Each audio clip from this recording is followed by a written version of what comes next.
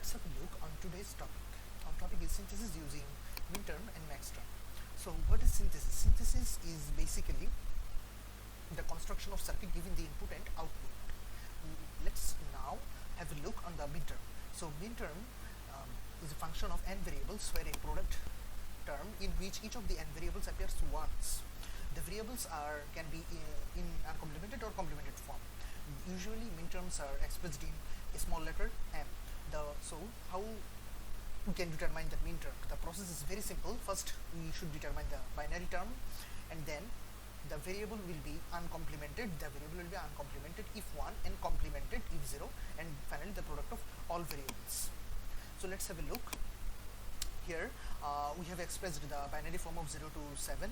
If we look at the binary form of 3, we can see that it is expressed in 0, 1, 1. So 0 is for 0 we should write x1 complement, and for 1 we should write x2 and x3. Similarly for 7 it's 1, 1, 1. So the minterm will be x1, x2 and x3. Since it's 1, so x1 and x2 and x3 will be in uncomplemented form, and finally we should have taken the product of the variables.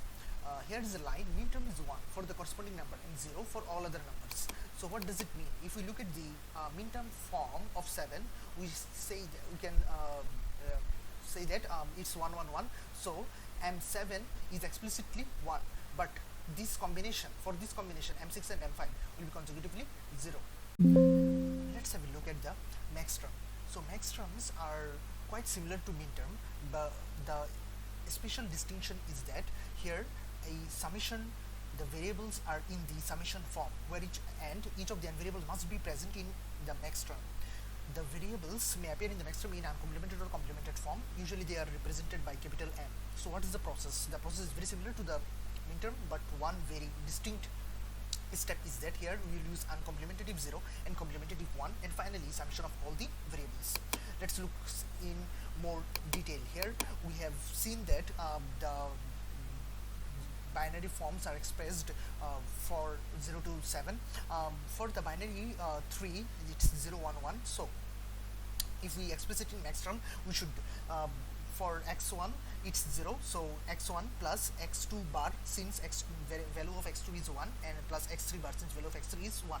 Similarly for 7 equal, it's 1, 1, 1, so x1 bar plus x2 bar plus x3 bar, because for 1 we'll use the complemented form.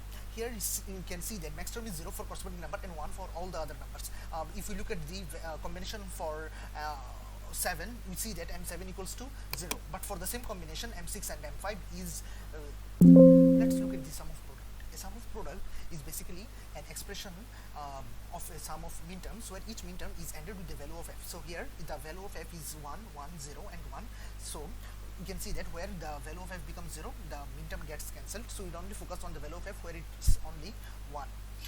So sum of product is basically a logic expression where the minterms are added. If each product term is a minterm, that means if each term contains all the variables, then the expression is called the canonical sum of product.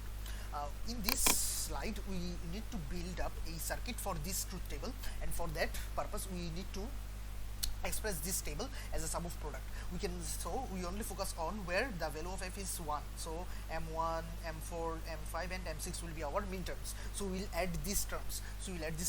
And then we'll minimize this form. For that we have simplified this. We have factored out the common terms, and then x1 plus x1 bar equals to 1, and x2 plus x2 bar equals to 1, and then this is the finalized minimized form, and this is the circuit where we have used NOR gate, NOT gate, AND gate and OR. Let's go have a look at the product of sums. Product of sum is basically product of all the maxterms. So for maxterm we will focus only on the rows where the value of f is 0.